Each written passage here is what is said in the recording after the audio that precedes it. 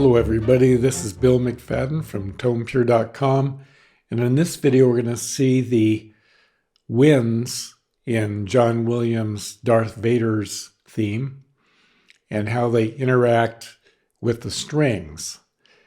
So the first thing we'll listen to is the winds and the strings together, and then we'll focus on the function of the woodwinds in the beginning of the march.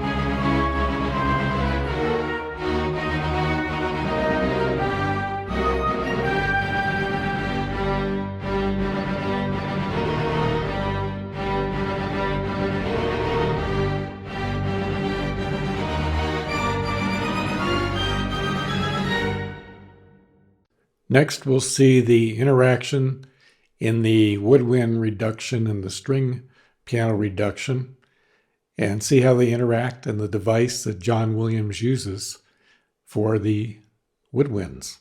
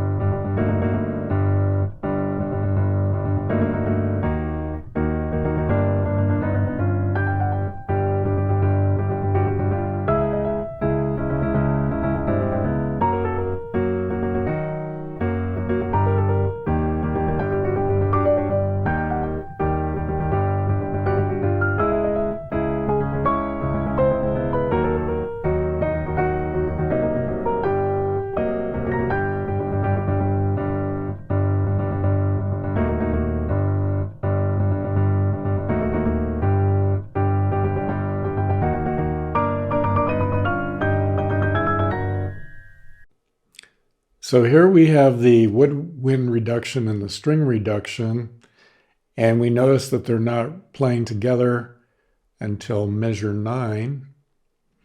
So in measure 9, the strings are playing the G note in octaves, and then we notice that the woodwinds are effectively, they're taking the, if you will, a tonic G, and they're going below it. So here's your G. And then if you'll notice in measure 10, the same thing's happening, but in this measure, the strings are playing a C sharp minor chord. And so what he does is he takes the E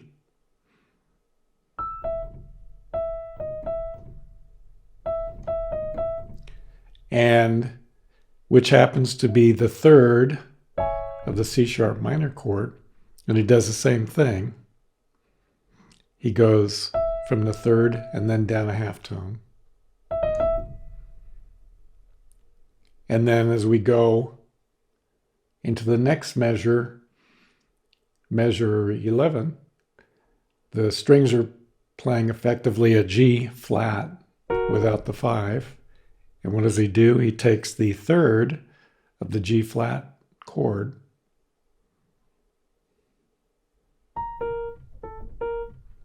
So effectively, he's going down a semitone and back, chromaticism.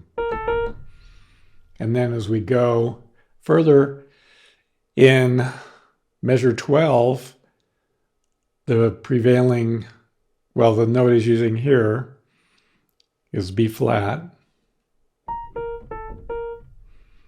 So again, he's basically going down a half tone from B flat. And then the strings are playing an E flat chord. So we're And then he's taking the third of the E flat and basically going down half step. So he's consistent in what he does.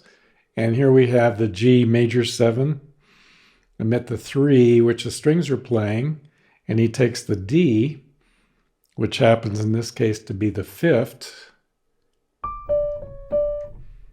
and he's doing the same thing again. And then we go to an E flat chord in the strings, and then he has the third of the E flat chord. So here's your E flat chord, and then here's the chromaticism, taking the third of the chord and basically going down half step. Then he starts playing the melody here with the woodwinds, and then we have the chromaticism again here in the C sharp minor chord,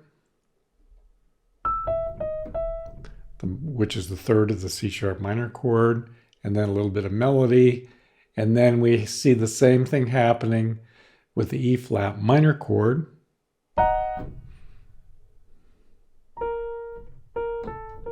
He's also throwing in a note here, the A, to add a little bit of dissonance. And then the melody is being played.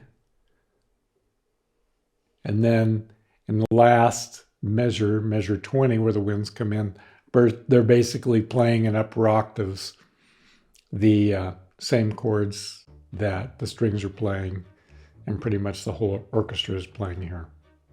So that pretty well summarizes the device John Williams is using. He's using melody.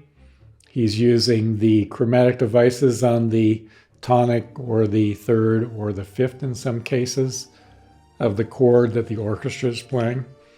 And it really gives you a nice effect. That's how he employed the woodwinds in this section of the Imperial March.